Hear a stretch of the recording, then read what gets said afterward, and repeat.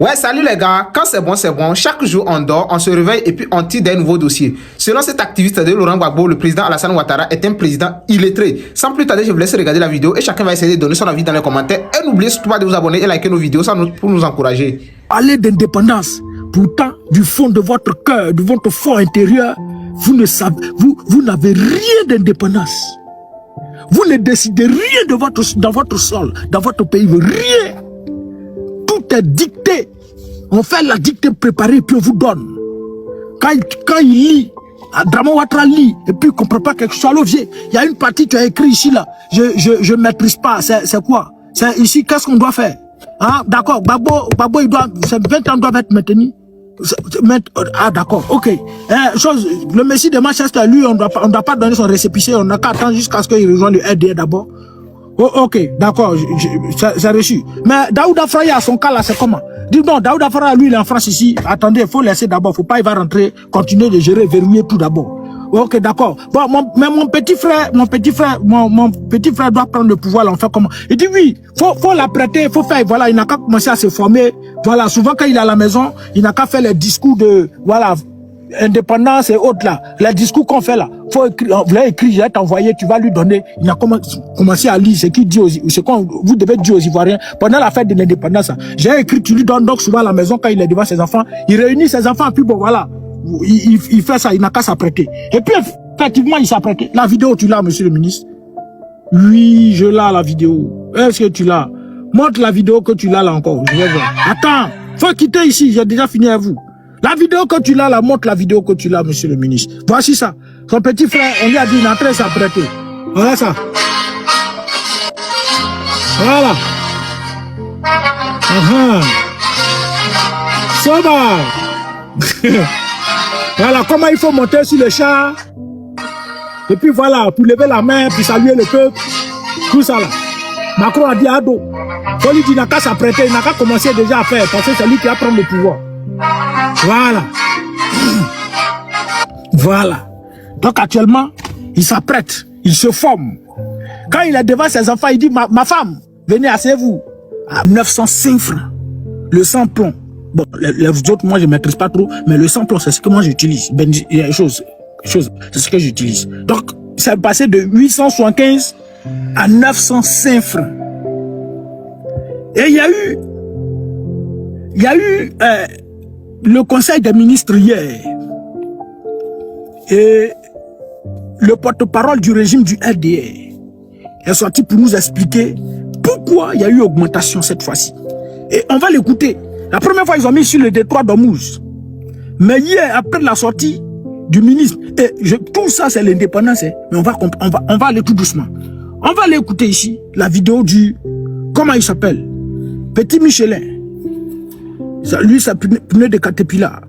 Où je peux trouver la vidéo? Allez, viens ici, là, ma soeur. Donc, on va écouter Petit Michelin, pneu de Caterpillar. Il va parler, et puis on va écouter ce qu'il va dire. Écoutez ici, frère. Faut quitter ici. Les gars, pomper, hein. Pomper, on souffre, mais c'est pas grave. Allez, ça. Allons-y. Ces différentes augmentations ont entraîné dans certains pays un déficit budgétaire. Nous essayons de contenir ce déficit dans les limites de ce que nous avons convenu avec. Reprends encore, reprends. Très bien, reprends. Nous avons de très fortes contraintes. Nous avons de très fortes contraintes. Nous avons de très fortes contraintes. Donc, contraindre. On est contraint. Qui parle de contraintes parle d'obligation.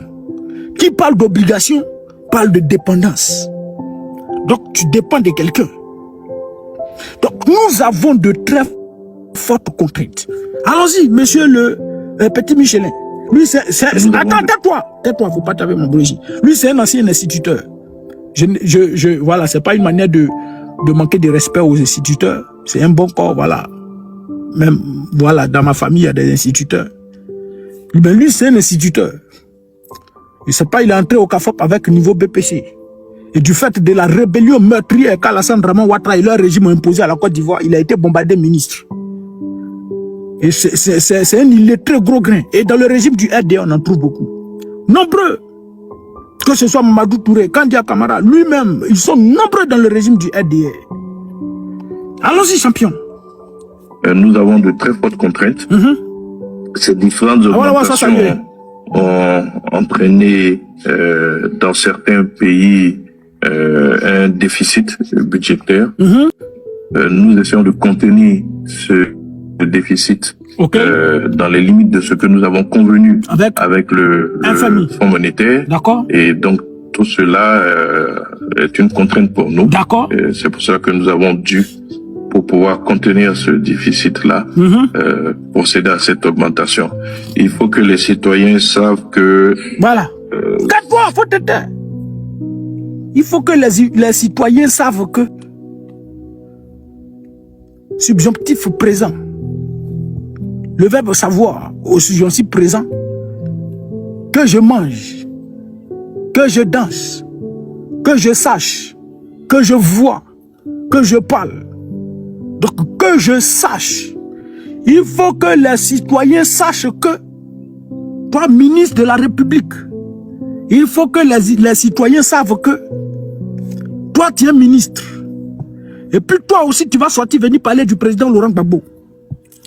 Toi, pour venir accuser le président Laurent Gbagbo, d'après toi, d'avoir éliminé Guy Robert, tu as rédigé le discours sur un téléphone. Et puis tu viens lire. Bon, c'est même pas toi qui as rédigé. Quelqu'un a rédigé pour toi parce qu'au RDA là-bas, vous avez les Élysée Bolubo là qui font votre communication. Et ils ont rédigé pour te donner. Tu as dit à Élysée Bolubo, pardon. Je vais dire à Laurent Gbagbo qu'il a fait tant, qu'il a fait tant. C'est lui qui a gagné Robert. Donne-moi les idées. Et puis Élysée Bolubo a rédigé pour te donner, t'as envoyé ça sur WhatsApp. Et tu as pris, il vaut 225, soit salut frère. Et tu as commencé à lire. Parler du président Laurent Gbagbo.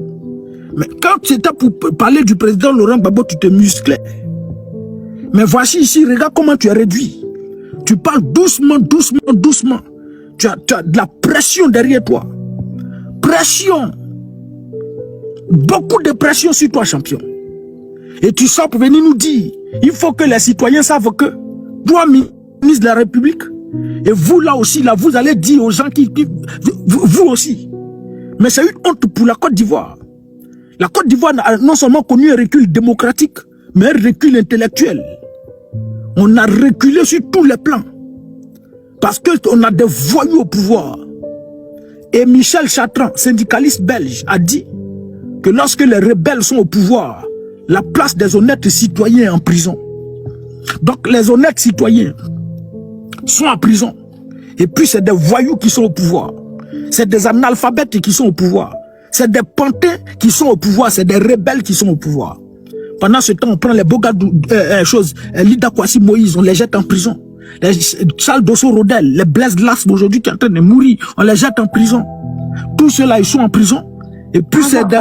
Faut quitter ici, Copaver. Faut pas avec ma bourre ici, champion. Faut quitter ici. Et puis vous là, c'est vous qui êtes en train de diriger la Côte d'Ivoire. Toi, tu as sorti, il faut que les Ivoiriens, les citoyens savent que honte à toi.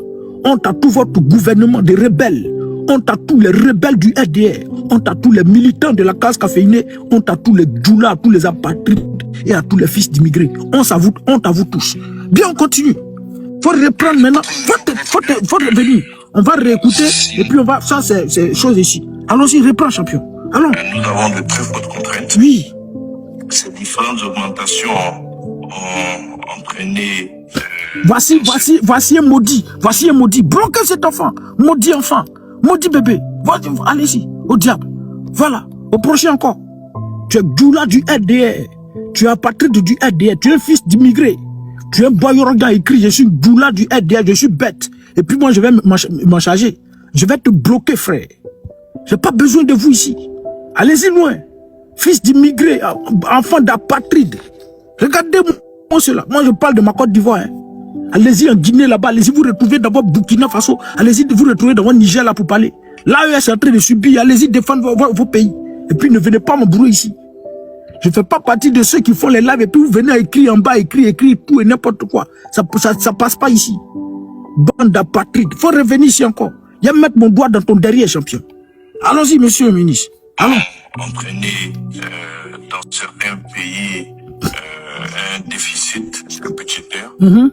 Nous proposition de contenir ce déficit dans les limites de ce que nous avons convenu avec le Fonds monétaire. Et donc, tout cela est une contrainte pour nous. C'est ça.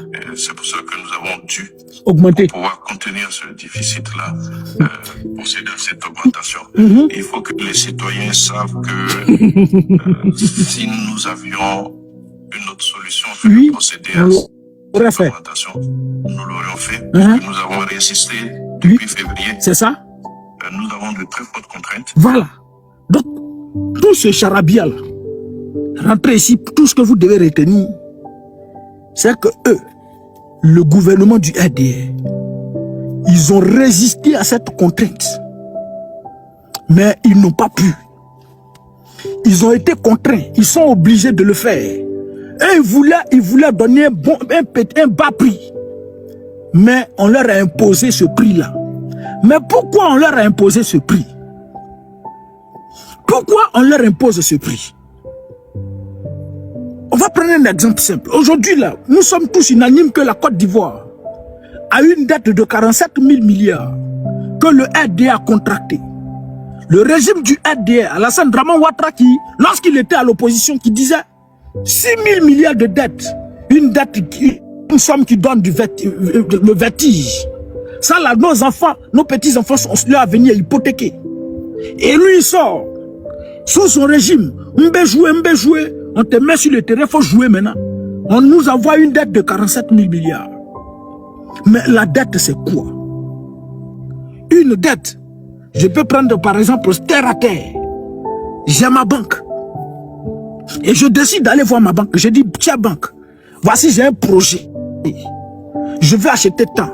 Je veux faire tant. Voici mon projet. Et j'ai besoin d'un prêt. Donne-moi ce prêt-là. Et puis voici, au bout de tel nombre d'années, je vais te rembourser ça. Donc, la banque va étudier mon projet, voir si ce projet est bien rentable. Ok, d'accord, il n'y a pas de souci. Ce projet est rentable, tout. Et là où tu vas le faire, c'est rentable et bout. Donc, bon, chaque fin du mois, je peux prendre, si je te donne 2 millions, si je te donne 3 millions, si je te donne 4 millions, chaque fin du mois, je vais retirer 100 000 au bout de 10 ans, ou bien peut-être au bout de 6 mois, j'aurai retiré tout mon argent. Et donc, la banque te donne cet argent-là. Mais qu'est-ce que tu fais? Tu vas aller investir.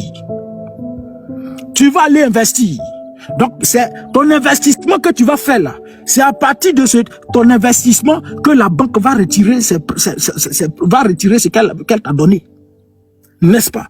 Maintenant, si tu prends cet argent que tu n'as pas investi, tu n'as rien fait, tu as l'effet payant, tu as fini de bouffer cet argent. Tu dois rembourser l'argent de la banque. Tu fais comment? Si en ce moment-là, la banque va aller te trouver champion. Chez toi à la maison, tu as une télé. Faut vendre cette télé-là pour me donner. Chez toi là-bas, faut vendre tant.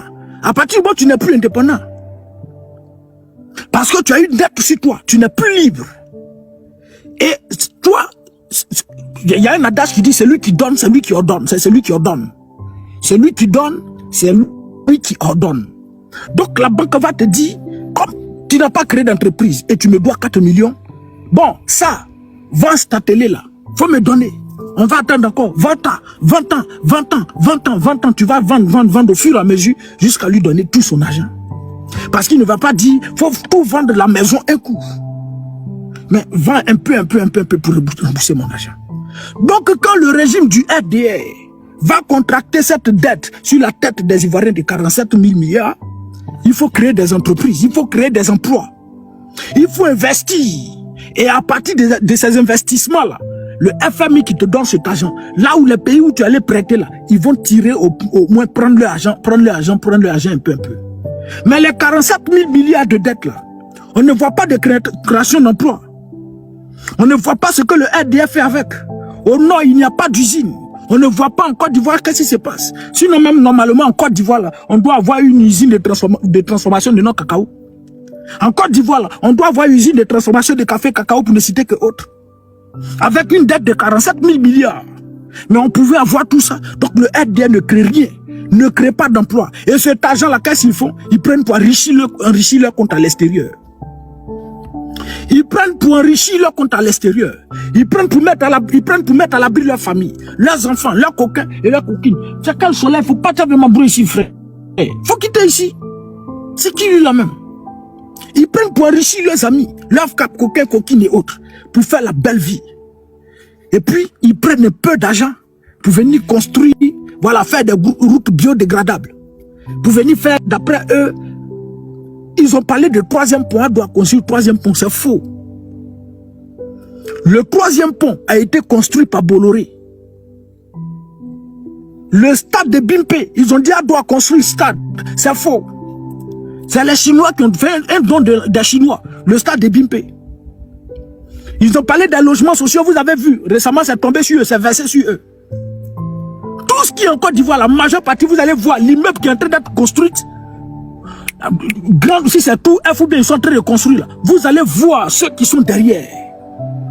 Et donc, quand Bolloré, je reviens sur le sujet, quand Bolloré construit le troisième pont, on vous dit, bon, on va faire un pont à péage. Et le pont, tout est ici, oh. Qui c'est la main? Pompé, ils vont passer. Faut passer, frère. Poussez les frères. On va pousser, ça, ils vont partir d'abord.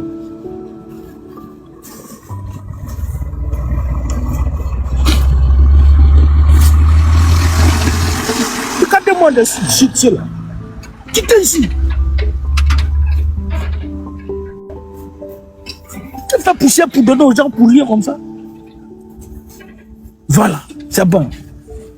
Merci, joli. Vas-y, frère. Et donc, quand Bolloré, les gars, pomper, puis partager. Au fur et à mesure, un peu, on va monter. Je prie Dieu pour ne pas qu'il y ait restriction. Aujourd'hui, il ne faut pas y avoir restriction, mais ça va monter. Bien. Donc, quand Bolloré construit le troisième pont, ils vont dire, bon, moi je construis ce troisième pont-là, ici. Et je vais faire louer ça à l'État de Côte d'Ivoire. De la même manière que le palais présidentiel appartient à la France. Le palais présidentiel, on loue ça dans la main de la France. Le palais présidentiel, c'est pour les Français. On loue ça dans leurs mains. On veut fêter l'indépendance, non? On va revenir dessus. Donc, on dépose, Bolloré va venir déposer le troisième pont. Pour dire, nous on va mettre un pont à péage dessus. Et les Ivoiriens vont payer au bout de 25 ans. Au bout de 25 ans, nous on a rien retiré notre argent et puis ça devient pour vous. Voici ce qui se passe. Donc, ok, il n'y a pas de souci. Bolloré va venir construire le troisième pont. Et ils vont dire non, elle doit construire le pont, elle doit faire troisième pont. C'est faux. Mais il y a pont à péage dessus. Et le président Laurent Gbagbo au pouvoir, il a dit que le troisième pont là, ils sont venus me voir. Et ils veulent construire ce troisième pont pour qu'on mette un pont à péage. Je dis, je ne peux pas accepter ça. Je ne peux pas accepter qu'en pleine ville, on construise un pont et puis on mette un pont à péage, soit un pont à péage. Je ne peux pas accepter ça. Voici quelqu'un, on dit, il aime les Ivoiriens. Donc quand le régime du RDR, par la violence, par la guerre, vient enlever le président Laurent Gbagbo au pouvoir. Bon, enfin, la France enlève le président Laurent Gbagbo au pouvoir pour installer Ado.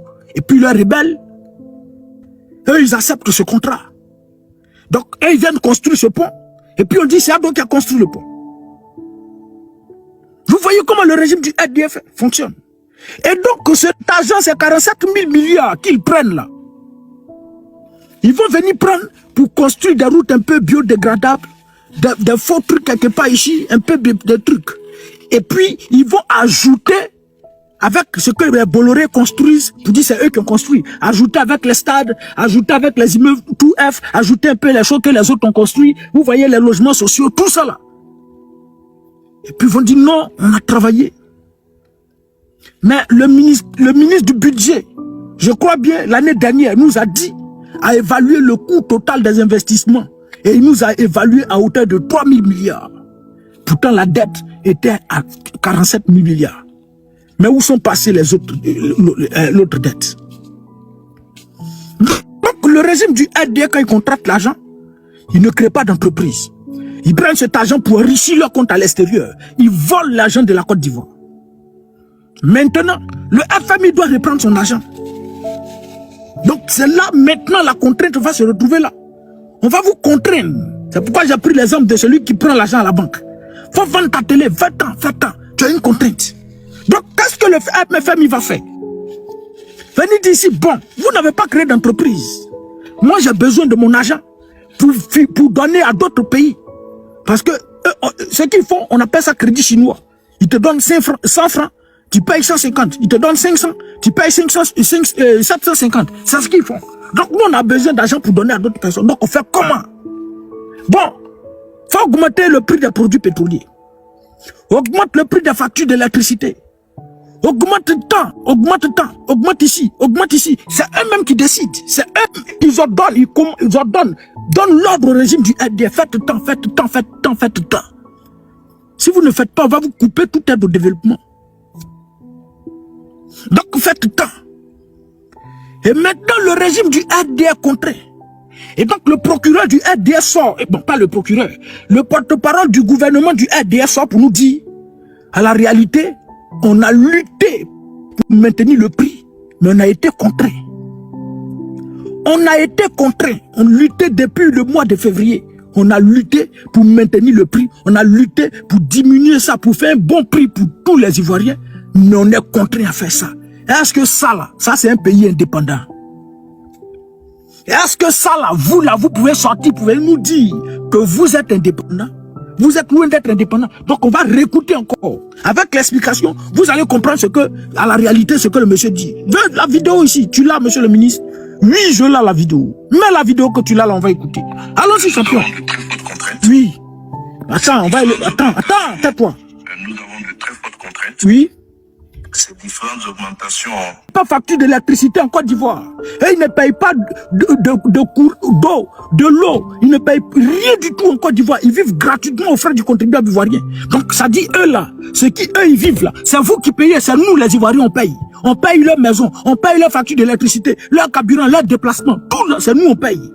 Maintenant, ils ressortent encore pour venir dire, bon, on n'a qu'à augmenter. Ça veut dire que toi, tu héberges quelqu'un, tu dis, ben, frère, viens dormir ici. Viens, au moins, je te trouve une petite place. Viens dormir, je te nourris, je fais tout. Et puis, l'individu, lui, il est là, hein. C'est lui qui va, ça dit, il va commander les choses chères.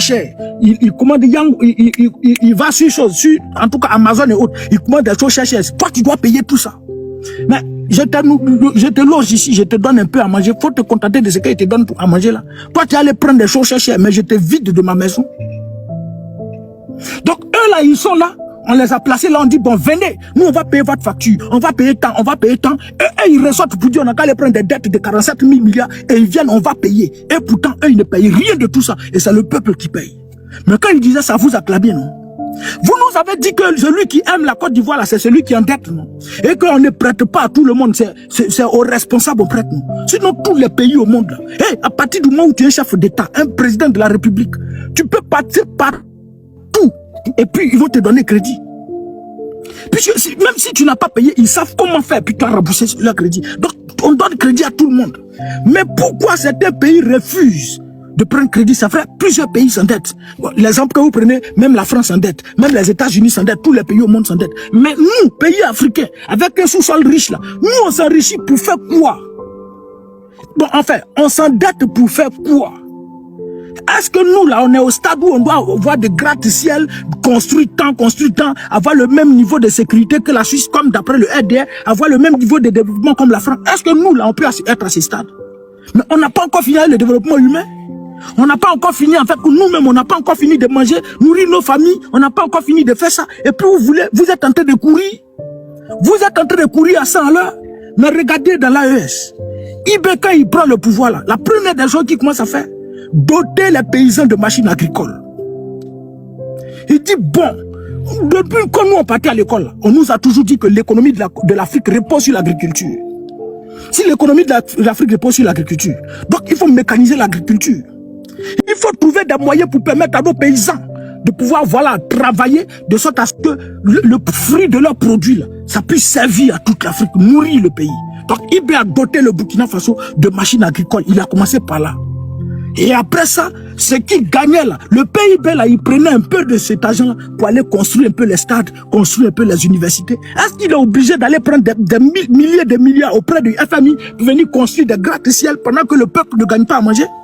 Pendant que le peuple ne gagne pas à manger. Mais à partir du moment où tu cours pour aller prendre des dettes, c'est que tu ne peux pas être indépendant. C'est lui qui donne, c'est lui qui ordonne, c'est lui qui décide de comment toi tu dois faire, comment tu dois faire choses. L'Union africaine, elle est subventionnée par l'Union européenne. Donc, toi, tu es sûr que moi, je te paye, moi, je te subventionne. Toi, tu peux quitter là-bas pour venir dire, et toi, tu as pris une décision. C'est comme ça l'Union européenne domine sur l'Union africaine. Elle dit, faites-en, puis nous, on exécute. Mais à partir du moment où tu t'endettes, tu ne peux pas être indépendant. Et vous allez vous réunir sous des bâches. On va aller louer je sais pas, des chars, aller chercher des armes de guerre de la France et autres, venir défiler, et puis vous allez venir applaudir, vous allez sortir, vous les microbes, vous allez défiler, les femmes vont sortir avec les machettes en train de défiler, et puis vous applaudissez, vous finissez là, à dos fort, indépendance, quand vous finissez, vous ressortez là, arrivez à la maison, ton bas ventre est en train de résonner, pour vos gros verres qui sont dans vos ventres là, sont en train de résonner, maintenant tu as faim, les réalités t'attendent, maintenant faut manger chaque qui allait défiler là, faut manger, bonne fête d'indépendance, ça faut manger. Et puis vous êtes là, vous avez tous faim, et vous êtes contraints aujourd'hui à aller devenir tous des voleurs de motos, à aller devenir des profanateurs de tombes. Voici comment vous êtes aujourd'hui en Côte d'Ivoire. Comme il y a un invité, il y a laissé Dieu en premier parler d'abord, puis je continue. Camarade, vas-y, tu as la parole.